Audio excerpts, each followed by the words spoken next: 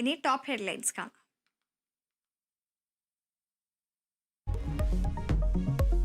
വഖഫ് നിയമ ഭേദഗതി ബിൽ നാളെ ലോക്സഭയിൽ. ഉച്ചയ്ക്ക് 12 മണിക്ക് ബിൽ അവതരിപ്പിക്കും. 12 മണിക്കൂർ ചർച്ച വേണമെന്ന പ്രതിപക്ഷ ആവശ്യം തള്ളി.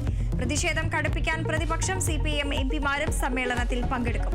വഖഫ് പാർലമെന്റിലെ മതേതരത്വ പരീക്ഷയെന്ന കത്തോലിക്ക മുഖപത്രം ദീപിക.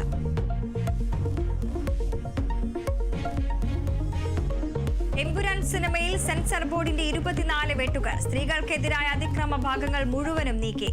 NIA പ്രതിപാദിക്കുന്ന ഭാഗം മ്യൂട്ട് ചെയ്തു. പുതിയ പതിപ്പ് നാളെ മുതൽ തിയേറ്ററുകളിൽ. സിനിമ എഡിറ്റ് ചെയ്തത് മറ്റാരുടെയും നിർദ്ദേശപ്രകാരമല്ലെന്ന് ആന്റണി പെരുമ്പാവൂർ. സിനിമയുടെ പ്രദർശനം വിലക്കണമെന്ന ആവശ്യം തള്ളി ഹൈക്കോടതി.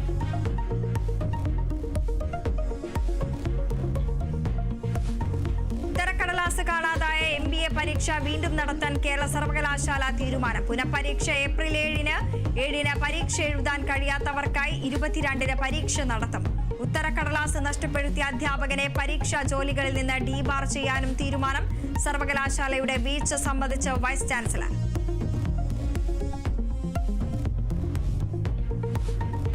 CPM 24-ാം പാർട്ടി കോൺഗ്രസിന് നാളെ മധുരയിൽ തുടക്കം. പുതിയ ജനറൽ സെക്രട്ടറി ആരാകുമെന്നതിൽ ആകാംക്ഷ. MA ബേബി, BV രാഘവലു എന്നിവർ പരിഗണനയിൽ. കേരളത്തിൽ നിന്ന് കൂടുതൽ പേർ കേന്ദ്ര കമ്മിറ്റിയിൽ ഉൾപ്പെടാൻ സാധ്യത.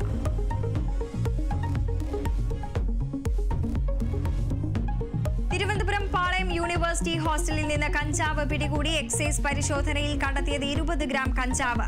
മുറിയിലുണ്ടായിരുന്ന തമിഴ്നാട് സ്വദേശി കസ്റ്റഡിയിൽ. എക്സൈസ് അകത്തു കയറിയത് ഹോസ്റ്റൽ മുറികൾ പൊളിച്ച്.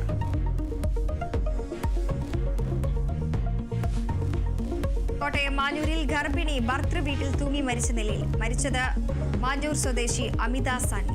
വയനാട് കൽപ്പറ്റയിൽ പോലീസ് കസ്റ്റഡിയിലെടുത്ത യുവാവ് സ്റ്റേഷനിലെ ശുചിമുറിയിൽ തൂങ്ങി മരിച്ച നിലയിൽ. മരിച്ചത് അമ്പലവയൽ സ്വദേശി ഗോകുൽ.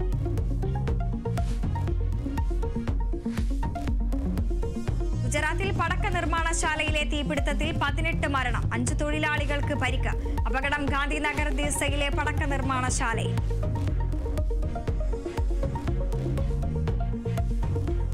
ആഗോള തീരുവ ചുമത്തലുമായി അമേരിക്ക മുന്നോട്ട്. പ്രഖ്യാപനം നാളെ. എല്ലാ രാജ്യങ്ങൾക്കു മേലും നികുതി ചുമത്തുമെന്ന് ഇളവ് നൽകില്ലെന്നും ട്രംപ്.